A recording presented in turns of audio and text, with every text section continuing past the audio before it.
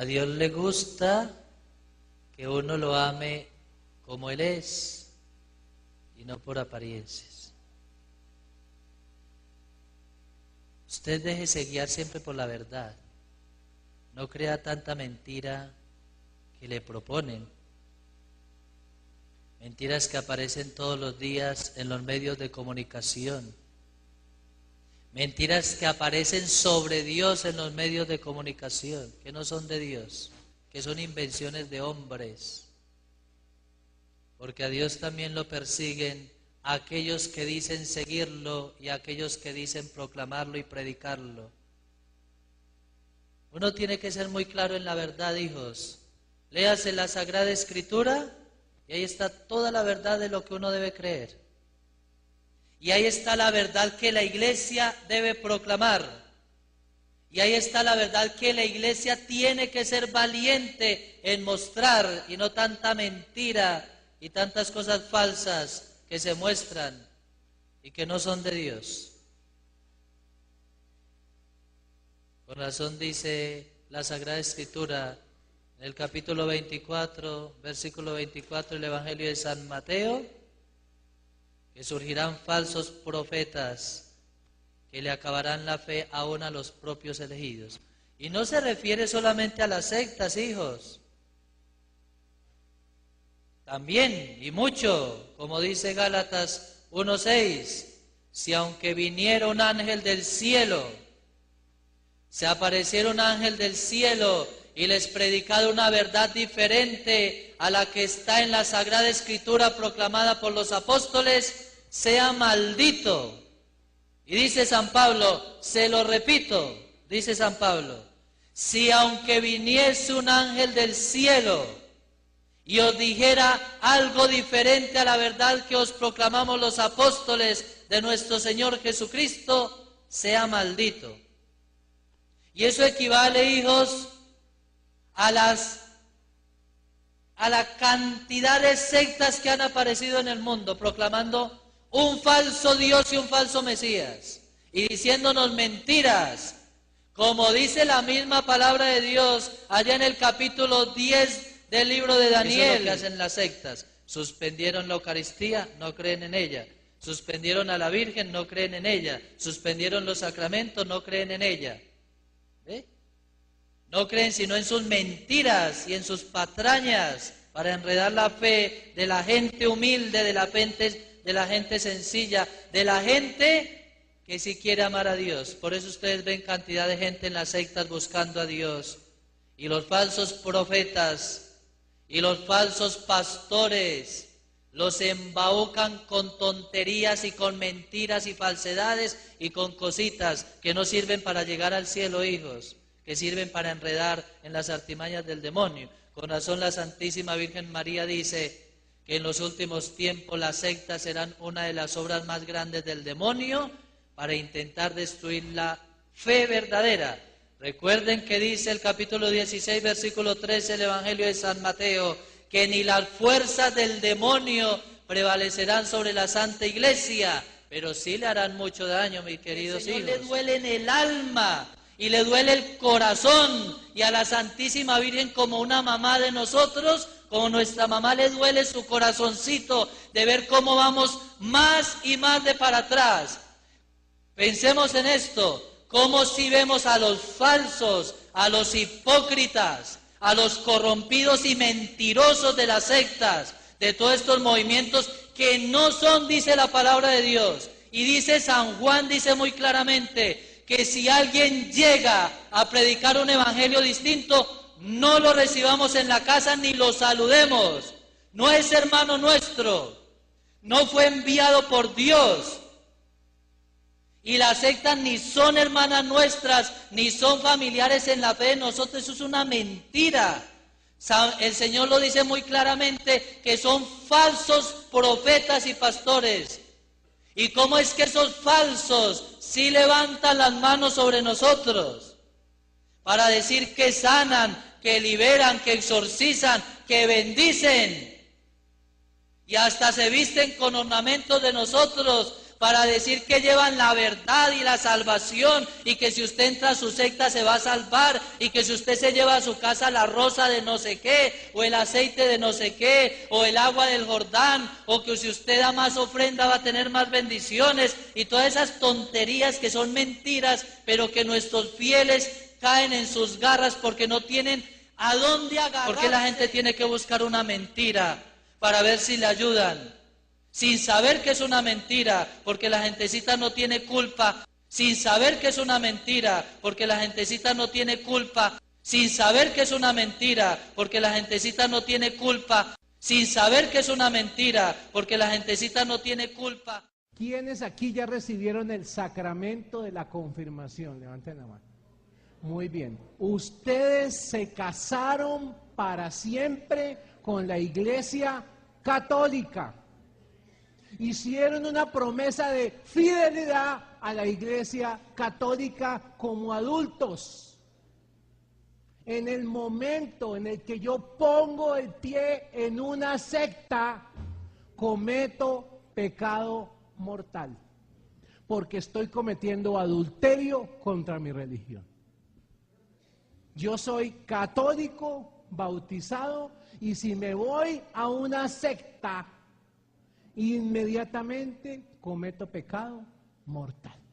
Hay algunas personas que hoy están en la misión carismática internacional, mañana se van donde el pastor Darío Silva, pasado mañana se van a la iglesia ministerial de no sé qué, luego se van a la oración barata del Espíritu Santo, luego se van donde no sé quién, y lo que tenemos ahí es un juego del demonio. Pero un católico bautizado, confirmado, se confirma en su fe en la Iglesia Católica.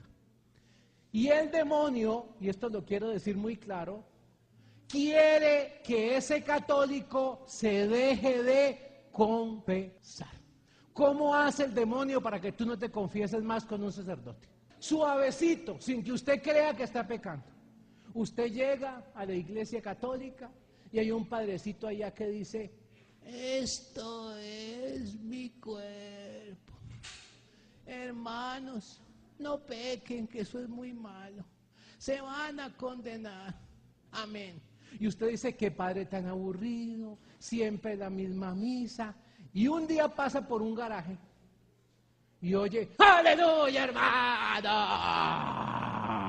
¡Prosperidad! Y un ministerio de música espectacular, con panderetas y el Señor. Y usted empieza ahí, se está 5 minutos y dice: ¡ay!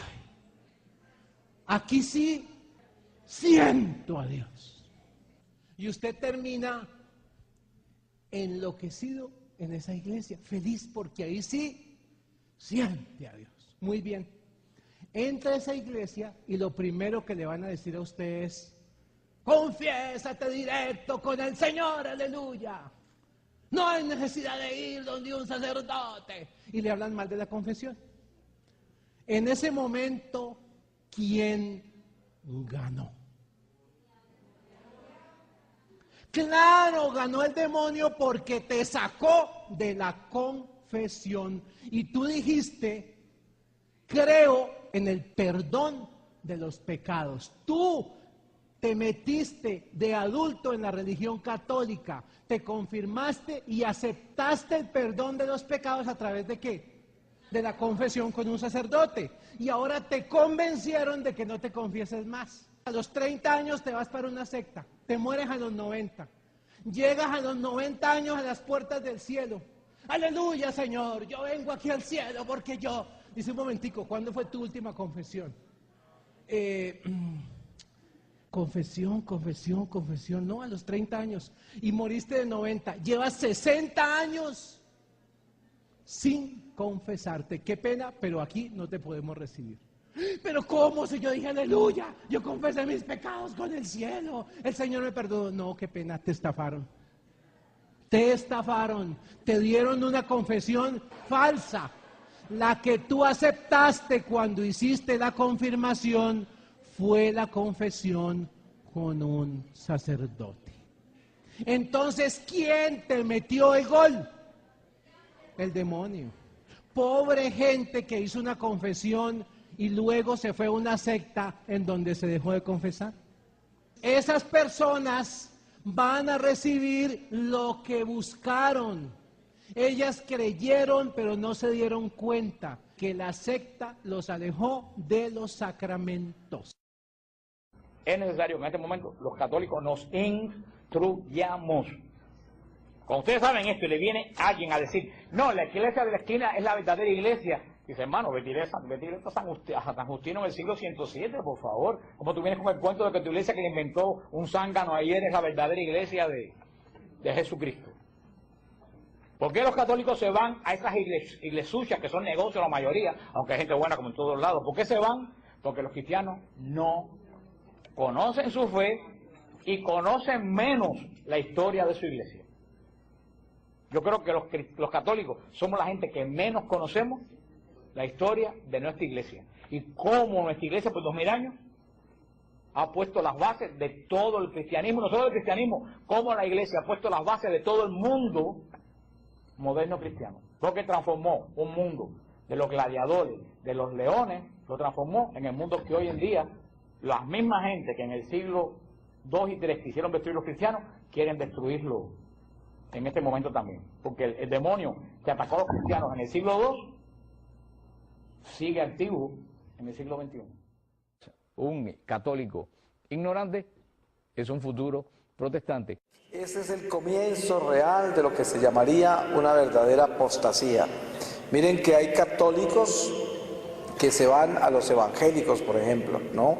Y ellos apostatan contra la iglesia, llamándola la ramera de Babilonia, llamando al Papa el anticristo y yéndose contra todos los sacramentos, atacando a la Virgen María, llamándola a una mujer que no es virgen y ha tenido más hijos, y quién sabe cuántas otras herejías, atacando el dogma de la existencia del purgatorio y diciendo que no existe, y también que no existe lo que es la intercesión por las almas, porque todos se van es directo para el cielo, y bueno, quién sabe cuántas otras herejías horribles. Pero empieza una apostasía en la cual se va contra la iglesia, se ataca a la iglesia y se niega todo lo que la iglesia es, hasta el punto de que si miramos bien la acción de algunos católicos que se van al protestantismo, a las sectas, podemos ver que de repente en algunos casos hay una posibilidad muy grave de que han entrado en pecados contra el Espíritu Santo.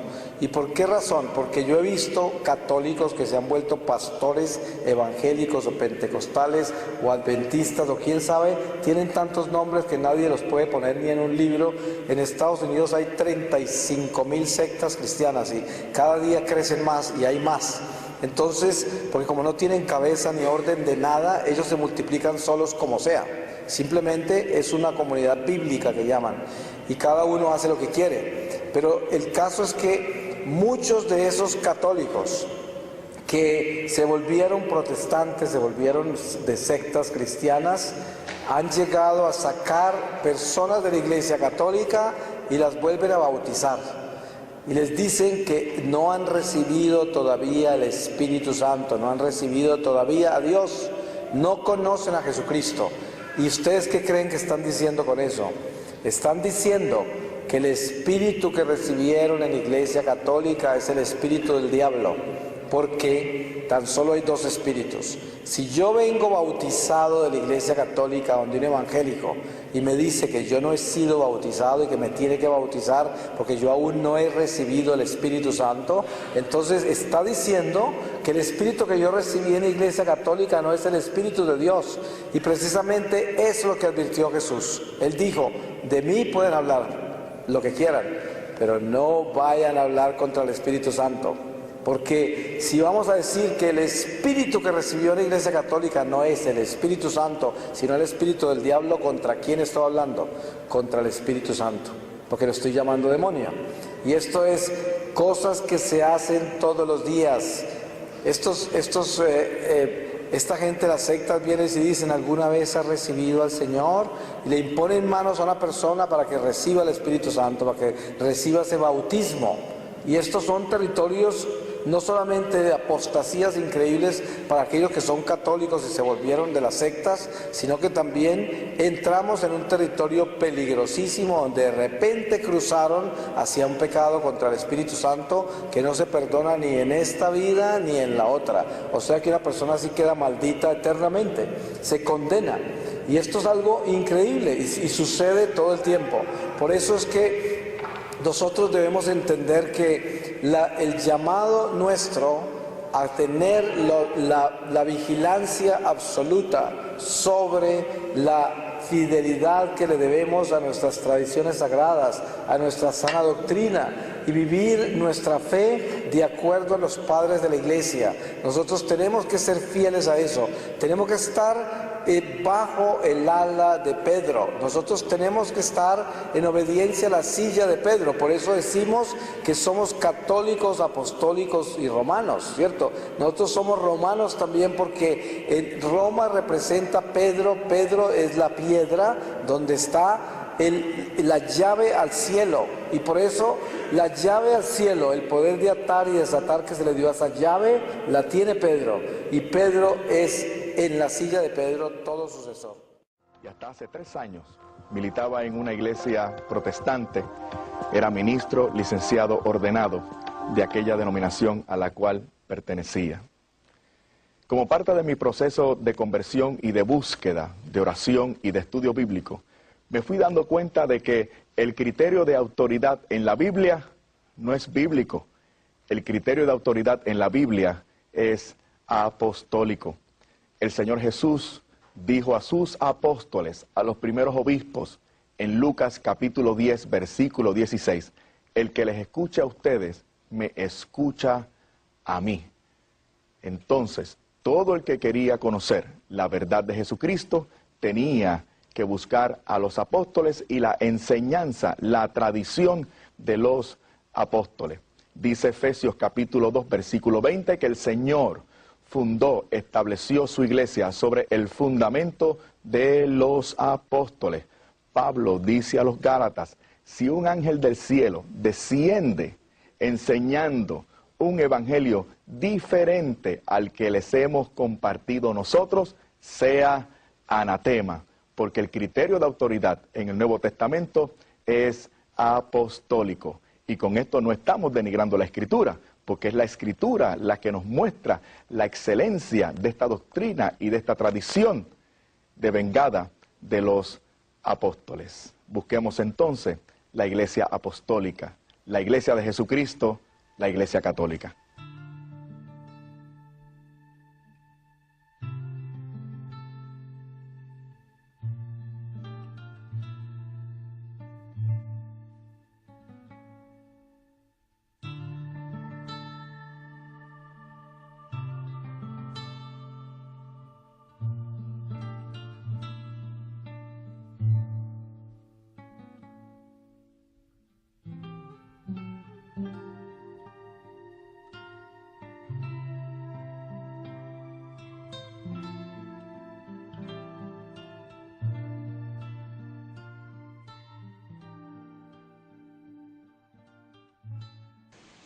A mí me han preguntado a quemarropa, bueno, Martín, ¿tu iglesia católica es perfecta o no? La respuesta es lógica. Pues no. ¿Y por qué no? Pues yo estoy adentro. Ya cuando ingresa un marciano, lo podemos conversar. Pero mientras abramos puros seres humanos, pues no creo que vamos a hacer muchos cambios. Somos así, es que así somos. Ahora, nos quedamos con la mitad de la película, o la mitad de la historia. Lo malo siempre es más amarillo y llama más la atención. Se hace mucha bulla por un árbol que se cae y nada de bulla por 10,000 que crecen. No les voy a negar casos como el del padre Amaro, evidentemente. Ahora quedemos claros, para un cura malo una película mala. Para los curas buenos no hay tanta cinta que los pueda filmar. No hay tanta cinta que los pueda filmar.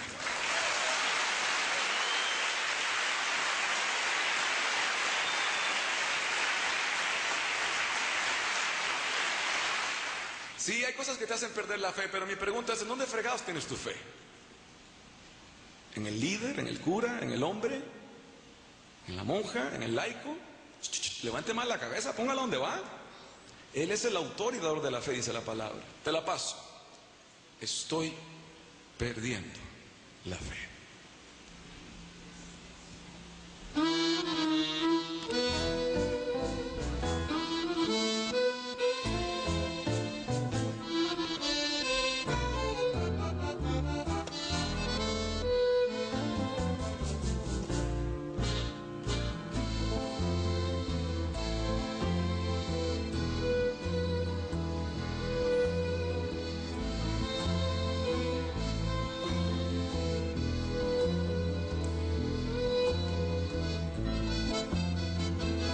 Déjeme que le cuente que estoy perdiendo mi fe. Déjeme que le diga, déjeme, cuánto me cuesta creer. Déjeme que le cuente, que comparta con usted todo aquello que duele y hace que hoy yo grite, estoy perdiendo mi fe. Me duele ver lastimarse a los que se hablan de hermanos y que el peor enemigo sea otro cristiano. Sentir a Dios fragmentarse, gimiendo separación. Y aunque dos se persinen, el decir Padre Nuestro ya no es oración.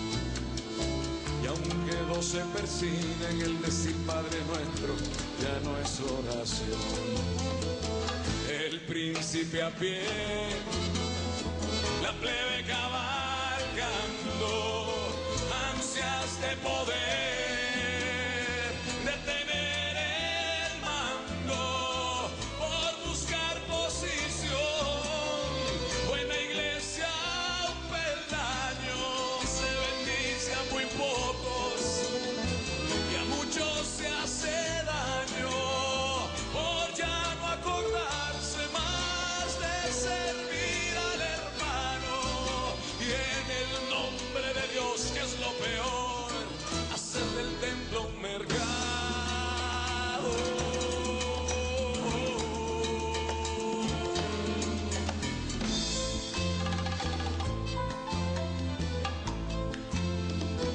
Perdone que le cuente que estoy perdiendo mi fe, pero es que no hay a un cristiano que de otro me hable bien, pues cada uno protege su pequeña porción y se aseguran el cielo mandando al infierno cualquier otra opinión. Y se aseguran el cielo mandando al infierno cualquier otra opinión. El príncipe a pie, la plebe cabalgando, ansias de poder, de tener el mando, por buscar posición. En la iglesia un peldaño, se bendice a muy pocos y a muchos se hace daño por ya no acordarse más de servir al hermano. Y en el nombre de Dios, que es lo peor, hacer del templo un mercado.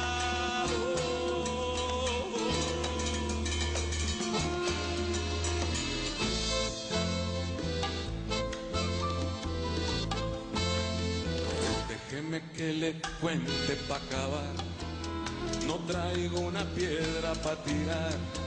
Esta es la iglesia que el maestro amó y que hoy a mí también me toca amar. Déjeme que le cuente, que comparta con usted el saber que alguien me oye, eso devuelve la fe. El saber que alguien me oye. Si los que estamos adentro no podemos destruirla, mucho menos los que están afuera. No se preocupen. Él la hizo. Él es la iglesia. Él la plantó aquí. Y eso devuelve mi